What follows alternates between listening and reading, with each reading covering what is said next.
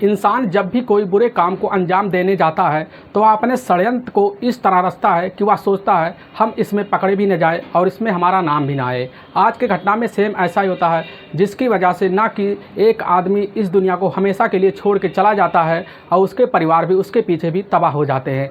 आज के घटना में जो हुआ दोस्तों, इस घटना की आप पूरी सच्चाई जानने के लिए इस वीडियो को लास्ट तक जरूर देखिएगा।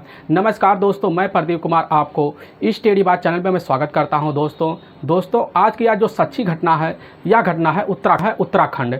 और उत्तराखंड का एक शहर पड़ता है हरिद्वार, और उसी के पास एक थाना पड़ता है लक्सर थाना, और उसी के पास ही एक गांव पड़ता है झीबरडी में ही वहां पर रात का इतना ज़बरदस्त माहौल बना हुआ होता है। तभी वहां पर उसी इलाके में 26 जून 2020 को ही रात के लगभग 3 बज रहे होते हैं। उसी समय वहां के एक घर में वहाँ के पड़ोसी भी जुड़ते हैं, वहाँ के लोग भी जुड़ते हैं, और वहाँ पर उस व्यक्ति के द्वारा एक ही व्यक्ति उसी समय निकल के आता है। वह पुलिस के पास उसी के ही लक्सर थाने में फ़ोन कर देता है, जिससे वहाँ की जो टीम होती है लक्सर की, जब पुलिस टीम के जो कोतवाल होते हैं हेमंत सिंह नेगी, उसी समय वह फ़ोन रिसीव भी करते हैं। वह फ़ोन उठाते ही वह व्यक्ति जो होता है पुलिस के सामने ऐसी बात बोलने लग जाता है कि साहब हमारे घर में कुछ डाकू घुस आए थे और वहाँ पर एक व्यक्ति की हत्या कर दी गई है। तो पुलिस वाले पूछते वह कौन है, तो वह जो लड़का था, वह जो व्यक्ति था, वह कोई और नहीं है, वह मनीष है, जो उस व्यक्ति का वह चचेरा भाई है। तभी उसी समय उस फ़ोन को पुलिस जब रिसीव करने के बाद तुरंत ही वह सुनती है, तुरंत ही उसी समय वह 20 मिनट का दूरी तय करके उसी समय वह जो है झीबरडी गांव में पहुंच जाती है। पहुंचने के बाद जैसे ही वहां पर पहुंचती है तो पुलिस जो है वह देखती है कि छत पर वहां उस व्यक्ति के छत पर काफ़ी ज़्यादा भीड़ लगा हुआ है। तो पुलिस उसी समय घर में जाकर वहां छत पे पहुंचती है, और पहुंचने के बाद वहां आस पड़ोस में देखती है तो वहां देखती है काफ़ी ज़्यादा माहौल, काफ़ी गर्मी का माहौल दिख रहा होता है। और उसी समय पुलिस उस बॉडी के पास पहुँचती है तो वहाँ देखा जाता है उस बॉडी के ऊपर एक कपड़ा ढका हुआ था। जैसे ही पुलिस उस कपड़े को हटाने लगती है तो देखती है उसके जो है शरीर पर काफ़ी ज़्यादा घाव किए गए थे, और उसके शरीर पर काफ़ी ज़्यादा इतना घाव किए गए थे जिससे उसके शरीर पर से काफ़ी ब्लड भी बह गया था, और इसकी वजह से उसी समय उस व्यक्ति की मौत हो गई थी। फिर उसी समय पुलिस जो होती है वहाँ के लोगों से पूछती है क्या कौन है, तो उसी समय उसका एक भाई होता है, जो उसका छोटा भाई होता है, जिसका नाम है सोमपाल तुरंत ही पुलिस के पास आता है। वह बताने लगता है साहब हम लोग रात को यहाँ सो रहे होते हैं तो हमारा छोटा भाई दून से ट्रक ड्राइवर की काम करके वह जो है छत पे सोने के लिए रात में आ जाता है, और ना जाने कब यहाँ के लोग हल्ला होने लगता है। हमें पता चलता है कि यहाँ पर कोई डाकू अंदर घुस गए थे, उसी वजह से वह व्यक्ति की इसी समय वह हत्या करके फरार हो गए थे। तभी मौके पर जब हम लोग ऊपर चढ़ते हैं तो देखते हैं कि हमारे छोटे भाई की यहाँ पर हत्या कर दी गई है।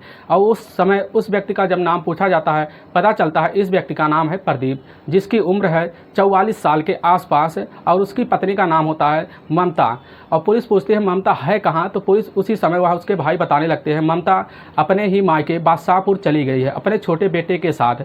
तो पुलिस उसी समय इस समय उस बॉडी को जब बारीकी से देखने लगती है तो उसके आसपास कोई ऐसा सबूत भी नहीं मिलता जिससे पुलिस को हाथ लग सके। पुलिस जो है उसी समय उसके बॉडी को पंचनामा करके तुरंत ही वहाँ के नज़दीकी जिला अस्पताल में वह पोस्टमार्टम के लिए भेज देती है। अब पुलिस इस चीज़ की छानबीन करने के लिए तुरंत ही उसके भाई सोमपाल से आप पूछने लगती है तुम्हें यहाँ किसके ऊपर शक है, ऐसा कौन कर सकता है। सोमपाल बताता है प्रदीप यह काफ़ी एक चंचल स्वभाव का व्यक्ति था, इसका गांव में काफ़ी बोलबाला था, यह बहुत ही सादा स्वभाव का रहता था, ना किसी झगड़ा करता था ना किसी से मारपीट करता था, हमें इसीलिए इसके ऊपर कोई शक नहीं होता है। पुलिस उसी समय उस घर में भी तलाशी लेने लगती है, और लेने के बाद पुलिस को यह पता चलता है इस घर में कोई लूटपाट के इरादे से तो कोई ऐसा काम किया गया नहीं है, या इसलिए लगता है कि इसे जातीय दुश्मनी निकाली गई है। पुलिस उसी समय सोमपाल के ही तहरीर पर ही इसका मुकदमा जो है तुरंत दर्ज कर लेती है, और हत्या का मुकदमा दर्ज कर लेती है। उसमें जो है धारा 302 भी लगाकर इस केस की पूरी तरह से अब छानबीन करना पुलिस शुरू कर देती है। उसी समय पुलिस जो है जब प्रदीप का जो पोस्टमार्टम रिपोर्ट का 24 घंटे के अंदर आ जाता है तो उससे यह पता चलता है उसके गले पर वार करने की वजह से, उसका ज़्यादा खून बहने की वजह से उसकी ही मौत हो गई है। पुलिस अब इस केस में काफ़ी तहकीकात करना शुरू कर दी, जिससे काफ़ी कड़ाई करती है। अब इस कड़ाई में जो है पुलिस 2 टीम गठित कर लेती है। करने के बाद इसमें एक टीम वहाँ सादे पोशाक में रखती है और एक टीम अपने ही पास रख लेती है, जिससे यह पूरी तहकीकात किया जा सके या किसने किया। तो पुलिस इस तहकीकात करने के लिए सबसे पहले पुलिस जो है उस शख्स जो जाता है वह आस पड़ोस के लोगों के पास जाता है। पुलिस वह आस पड़ोस के लोगों में यह पूछने लगती है क्या इससे कोई किसी का रंजिश दुश्मनी था, तो वहाँ पता चलता है किसी का इसके साथ राजिश दुश्मनी था ही नहीं। तो पुलिस इस चीज़ की अब छानबीन करने के लिए काफ़ी कड़ाई करनी पड़ती है, काफ़ी मशक्क़त भी करने लगती है, लेकिन पुलिस के हाथ ऐसा कोई सबूत भी नहीं लगता। तो पुलिस उसी समय उस प्रदीप का मोबाइल नंबर उसके भाई से लेती है और लेने के बाद उसका कॉल डिटेल निकालती है और निकालने के बाद उस कॉल डिटेल में ऐसा कोई सुराग नहीं मिलता जिससे प्रदीप का उस रात किसी से बात हुआ हो। तभी जो है उसी समय जो पुलिस होती है उसके पत्नी ममता को उसके ही मायके बादशाहपुर से वहाँ बुला लेती है। बुलाने के बाद जब वह पुलिस उसके पत्नी को यह बताने लगती है तो उसकी पत्नी जो उसी समय सुनने के बाद दहाड़े मार मार कर रोने लग जाती है और रोने के बाद वह पुलिस के सामने वह कहने लगती है हमारे पति से पहले भी झगड़ा होता था, लेकिन ऐसा झगड़ा हर किसी में होता है और ऐसा हमारा कोई रंजिश दुश्मनी था नहीं ले होते हैं। हमें इस बारे में ऐसा कोई सुराग नहीं था, ना ही किसी पता था कि हमारे पति के साथ ऐसा कांड हो सकता है। तो पुलिस अब करे तो करे क्या, पुलिस के सामने काफ़ी चैलेंज का मामला बन चुका होता है, जिससे पुलिस अब इस केस में काफ़ी कड़ाई के साथ यह पूरी तहकीकात भी करना शुरू कर देती है। जिससे पुलिस अब करे तो करे क्या, उसी समय उसके भाई सोमपाल से यह पूछने लगती है कि इसके साथ प्रदीप के साथ किसका उठना बैठना ज़्यादा होता था। तो सोमपाल बताने लगता है इसका एक प्रदीप के साथ अमन भी ट्रक ड्राइवर का काम किया करता था और उसका गांव होता है हरिपुर, जो वह सहारनपुर जिला के पास ही पड़ता है। तो पुलिस उसी समय अमन के ऊपर भी शक करने लगता है, तो अमन को पुलिस उसी समय तलाशी भी करना शुरू कर देती है, जिससे पुलिस उस समय अमन का मोबाइल नंबर उसके भाई से भी ले लेती है। लेने के बाद उसका अमन का जब मोबाइल नंबर डिटेल देखा जाता है तो उसके मोबाइल नंबर में ऐसा कोई डिटेल निकल के नहीं आता जिससे यह पता चल जाए कि इसमें हाथ वह अमन का भी हो सकता है। तो पुलिस अब करे तो करे क्या, उसी समय जो है अमन को ढूंढना भी पुलिस शुरू कर देती है, ढूंढना शुरू कर देती है। पता चलता है अमन अपने ही घर से फरार है। तो अमन को ऊपर पुलिस काफ़ी शक जाहिर करने लगती है और इसी वजह से अमन का मोबाइल नंबर पुलिस जो है अब सर्विलांस पे लगा देती है, जिससे लगाने के बाद पुलिस जो है जल्द से जल्द अमन को ढूंढने की भी कोशिश करती है। तो उसी समय तो पुलिस 28 जून 2020 को सुबह सुबह पुलिस को पता चलता है कि हमारे ही थाने लक्सर थाने के करीब इस व्यक्ति का मोबाइल नंबर का लोकेशन बताया जा रहा है। तो पुलिस उसी समय उस जगह पर जहां पर वह अमन होता है वहां पर एक टीम भेजती है, जिससे पुलिस उसी समय अमन को वहां पर एक बाजार में एक दुकान के पास खड़ा हुआ पाता है, जिससे पुलिस उसी समय अमन को बिना कुछ पूछे चाहे उसी समय पुलिस अपने कस्टडी में ले लेती है और लेने के बाद उसको जो है थाने में ले आती है। लेने के बाद जब उससे पुलिस जो है अमन से पूछने लगती है तो अमन इधर उधर की बातें भी करने लगता है, जिससे पुलिस अब उसके ऊपर काफ़ी शक जाहिर करने लगती है। अमन तो अब करे तो करे क्या, वह पुलिस के सामने काफ़ी झुक जाता है, वह पुलिस के सामने इतना डर भी जाता है कि पुलिस के सामने वह सच्चाई भी रखने लगता है, जिससे पुलिस के सामने सबसे चौंकाने वाला खुलासा भी कर देता है कि साहब इसमें सबसे बड़ा हाथ इसके पत्नी ममता का है। तो पुलिस यह सुनने के बाद काफ़ी भौचक्का रह जाती है और रहने के बाद तुरंत ही उसके पत्नी को हुई उसी समय वह घर लेने के लिए चली जाती है, जिससे जाने के बाद उसके पत्नी से जब यह पूछा जाता है कि तुम्हारा नाम तुम्हारे ही पति का ट्रक ड्राइवर का जो दोस्त है वह भी तुम्हारा नाम ले रहा है, तभी उसी समय ममता जो होती है वह काफ़ी डर सी जाती है और डरने के बाद वह जब पुलिस से वह ऐसी बातें बहकी बहकी करने लगती है, जिससे पुलिस अब उसकी बात को विश्वास ना कर तुरंत ही उसको कस्टडी में ले लेती है। लेने के बाद उसी समय उसको भी लक्सर थाने में ले आती है। अब लाने के बाद तुरंत ही जब पुलिस के सामने उस अमन को रखा जाता है, जिससे अमन को देखने के बाद ममता तुरंत ही वह समझ जाती है कि इसने सारी सच्चाई कबूल कर ली है। तुरंत ही ममता जो होती है वह पुलिस के सामने भी झुक जाती है, वह पूरी सच्चाई कबूलने के लिए भी तैयार हो जाती है। उसी समय जब ममता और अमन पुलिस के सामने सच्चाई रखने लगते हैं तो वह ऐसी सच्चाई बताने लगते हैं जिससे पुलिस को सुनने के बाद पैरों से तले से ज़मीन से खिसक जाती है। ममता और अमन बताने लगते हैं कि ममता बताने यह भी लग जाती है कि ममता की शादी आज से 2001 में ममता की शादी उस प्रदीप के साथ हुई थी।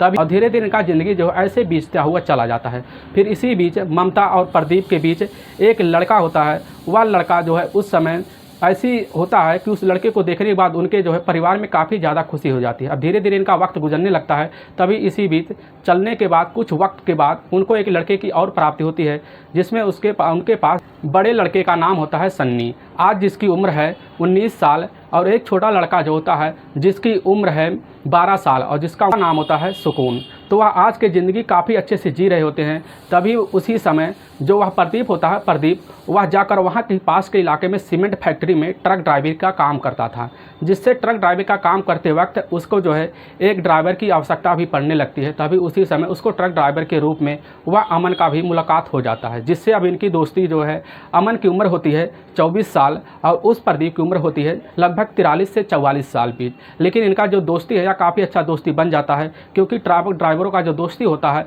यह दोस्ती के बल पर इनकी ज़िंदगी ट्रक में ही चलती रहती है। है। ठीक ऐसे इनके बीच इनका वक्त बीतने लगता है। लेकिन धीरे धीरे वह जो होता है प्रदीप अमन को वह कभी कभी अपने घर ले आता था, जिससे जब घर लाता था अपने साथ बैठ के खाना खिलाता था, जिससे प्रदीप की मुलाकात उस समय अमन से काफ़ी ऐसी गहरी दोस्ती बना के हो गई थी, जिससे प्रदीप अमन की हर बात मानता था। जिससे उनको घर जब लाता था अमन को, तो अमन जो है उसी समय ममता को भी वह उस तरह वह बातें करने लगता था कि उसके तरफ भी बातें करते करते इतनी आकर्षित हो जाता था, जिससे ममता भी उसकी तरफ आकर्षित हो जाती थी। जिससे धीरे धीरे इनके बीच अमन और ममता के बीच अब काफ़ी अच्छी बातें होने लगती थी। प्रदीप इस बात को ना समझ पाया था, ना वह कभी जान पाता था कि इनके बीच ऐसी ही बातें होते थे। और इनका यह छूट देने की वजह से अब अमन जो है वह ममता के काफ़ी करीब आ गया था, जिससे प्रदीप अब इस बात को ना समझ पाता था। और धीरे धीरे इनके बीच ऐसा ही चलता रहता था, इनके बीच सिर्फ बातें होती थी। लेकिन वक्त गुजरता गया और ममता को ऐसा लगने लगा कि हमारे बीच अब शारीरिक सुख की कमी हुई है। तभी इसी बीच ममता जो है वह उसी समय अमन से यह बात कहने लगती है कि हमारे बीच हमारा पति काफ़ी ज़्यादा ही हमें इस तरह दुख देने लगा है, जिससे हमारी ज़िंदगी लग रहा है अब बर्बाद होने की कगार पर है। तुरंत ही वह बात जब अमन सुनता है तो वह सोचता है क्यों ना हम इसके साथ दें। तो उसी समय ममता से वह बात करने लगता है और ममता से कहता है कि हम तुम्हारे साथ रहेंगे, तुम हमारा साथ दो तो हम तुम्हारा भी साथ देंगे। लेकिन यह जो उम्र का फासला था, ममता की उम्र होती है 42 साल और उस अमन की उम्र होती है लगभग 24 साल। लेकिन यह 20 साल का वक्त फासला होने के बावजूद भी इन दोनों के बीच ऐसा जो है प्रेम प्रसंग चालू हो जाता है। और प्रसंग चालू होने के बाद धीरे धीरे इनमें भी उसी घर में ममता के घर में यह दोनों मिलकर संबंध बनाने लगते हैं। संबंध का सिलसिला कई दिन तक चलता रहता है। तो इसी बीच जो उनका बड़ा बेटा होता है सन्नी, वह सन्नी जो है उसी समय हैदराबाद में जाकर कोचिंग की पढ़ाई करने लगता है। अब जिससे इनके घर में वह उसी समय सुकून और उनका जो है पति प्रदीप भी रहता था। लेकिन जब प्रदीप कभी कभी ट्रक ड्राइवर काम करने के लिए चला जाता था तो अमन वह घर पर रह जाता था। उनका मौका काफ़ी अच्छा मिल जाता, इनके बीच ऐसा चलता रहता था। लेकिन यह वक्त कब तक चलेगा, एक ना एक दिन किसी ना किसी चीज़ को बाहर आना ही पड़ता था। तो उसी समय इस चीज़ में जब एक दिन एक कमरे में अमन और ममता एक कमरे में होते हैं, उसी समय दोनों नंगे अवस्था में उसी कमरे में बैठे होते हैं। तभी वहाँ पर मौके पर प्रदीप आ धमक जाता है। जैसे वह दरवाज़ा खोलता है दोनों को देखकर उसी समय दंग रह जाता है। उसी समय वह मौके पर ही अमन वहाँ से फरार हो जाता है। और जैसे ही फरार होता है वह काफ़ी उसी समय ममता को काफ़ी वह उसी धमकाने भी लगता है, मारने भी लगता है, जिससे ममता वह समझ जाती है। लेकिन ममता अब करे तो करे क्या, वह हाथ पैर जोड़ने लग जाती है। जिससे प्रदीप इस बात को भी समझ लेता है कि अपनी गलती की माफ़ी मान ली है तो यह अब दोबारा गलती नहीं करेगी। अब प्रदीप जो होता है ममता को काफ़ी ज़्यादा छूट दे देता है और इसकी वजह से प्रदीप के दिल में विश्वास हो जाता है कि ममता हमें कभी भी धोखा नहीं दे सकती। जिससे अब इनके बीच ममता और अमन के बीच यह सिलसिला भी बनना शुरू हो जाता है। इनके बीच सिलसिला बनता रहता है। लेकिन 24 जून 2020 को जैसे ही शाम का वक्त होता है वह प्रदीप बाहर चला गया होता है। लेकिन प्रदीप ना जाने कैसे करके वह घर पे चला आता है। दोनों को फिर उसी अवस्था में देख लेता है, एक ही कमरे में। तुरंत वह भना जाता है। उसी समय वह अपनी पत्नी को ममता को बहुत ही ज़्यादा टार्चर कर देता है, जिससे उसकी पत्नी ममता काफ़ी दुखी हो जाती है। और जब प्रदीप वहाँ से चला जाता है तो तुरंत ही वह जो है उसी समय ममता वह अमन से संपर्क करती है। संपर्क करने के बाद उससे बोलती है कि अगर तुम हमारे साथ रहना चाहते तो इसी समय प्रदीप को रास्ते से हटा दो। तो वह जो होती है वह उसी समय उसकी पत्नी वह जब कहता है अमन भी यह बात मान लेता है। जिससे अब इन दोनों के बाद यह राज़ी हो जाता है ठीक हम इस प्लान को पूरी अंजाम देने के लिए पूरी तैयारी भी कर देते हैं। तभी एक दिन पहले ममता जो होती है तुरंत ही अपने मायके अपने छोटे बेटे सुकून को लेकर चली जाती है। वह बोल देती है कि हम अपने मायके सुकून को लेकर जा रहे हैं और तुम अपने काम को पूरी तरह से अंजाम दे देना। अब जो अमन होता है वह पूरी अपने काम को अंजाम देने के लिए उसी समय वह मार्केट में जाता है। मार्केट में एक चाकू का इंतजाम करता है और तुरंत ही अमन को यह पता चल जाता है कि प्रदीप देहरादून में ट्रक चलाने के लिए गया है। वह जैसे ही आएगा तो उसको काम को अंजाम देने के लिए वह पूरी तैयारी भी कर लेता है। और जैसे ही देहरादून से ट्रक ड्राइवर का काम करके प्रदीप वो आता है तो छत पे सोने के लिए चला जाता है। और उसी समय 26 जून 2020 को रात को वह जैसे ही इस बात की भनक अमन को लगती है, तुरंत ही वह छत पे वह प्रदीप सो रहा था वह पहुंचता है। और अमन देखकर प्रदीप को काफ़ी ज़्यादा उसी समय भन्ना आ जाता है और गुस्से में अपने जेब से वह जो चाकू निकालता है। निकालने के बाद उसी समय प्रदीप के ही बॉडी पर कई जगह पर वार करने के बाद उसके जो है गले पर इतना तेज वार करता है जिससे उसी समय प्रदीप की मौत हो जाता है। वह तुरंत ही वह पीछे के दरवाजे से वह उसी समय कूद जाता है, क्योंकि प्रदीप का जो मकान होता है वह गांव के खेत की तरफ होता है। इसी वजह से वहाँ किसी को लोग को पता नहीं चलता। लेकिन उसी समय उसका जो चचेरा भाई था वह मनीष भी इस बात को भनक लग गई थी, इस घर में कोई ना कोई डाकू कूदा है। तुरंत ही वह जैसे भाई को यह पता लगता है, तुरंत ही वह जैसे छत पर पहुँचता वह देखता है प्रदीप को लहूलुहान अवस्था में। तुरंत ही वहाँ के लोग इकट्ठा होते हैं। इकट्ठा होने के बाद जैसे ही उसके बॉडी को सोचते हैं कि अस्पताल ले जाएं, तुरंत ही उसकी मौत हो जाती है। वाकई में दोस्तों, जब यह पूरी कहानी उसी समय ममता और अमन पुलिस के सामने बताते हैं, पुलिस तुरंत ही उनके बातों में आकर यह मुकदमा दर्ज कर लेती है। उनको तुरंत ही पुलिस जो है 30 जून 2020 को उनको कोर्ट में पेशी कर देती है। करने के बाद उनको तुरंत ही जेल में डाल देती है। दोस्तों, इस घटना का सुनाने का उद्देश्य हमें किसी को परेशान करना ना ही किसी को दिल को दुखाना है। बस आपको यह बताना है कि आप जहाँ भी रहें, आप सतर्क और सावधान जरूर रहें। दोस्तों, अगर आपको यह वीडियो पसंद आ रहा है तो इस वीडियो में जो हुआ इसके बारे में आप अपनी कमेंट भी कर सकते हैं और इस वीडियो को ज़्यादा से ज़्यादा शेयर और सब्सक्राइब भी कर सकते हैं। दोस्तों फिर मिलेंगे नेक्स्ट वीडियो लेकर। तब तक के लिए राम राम, जय हिंद दोस्तों।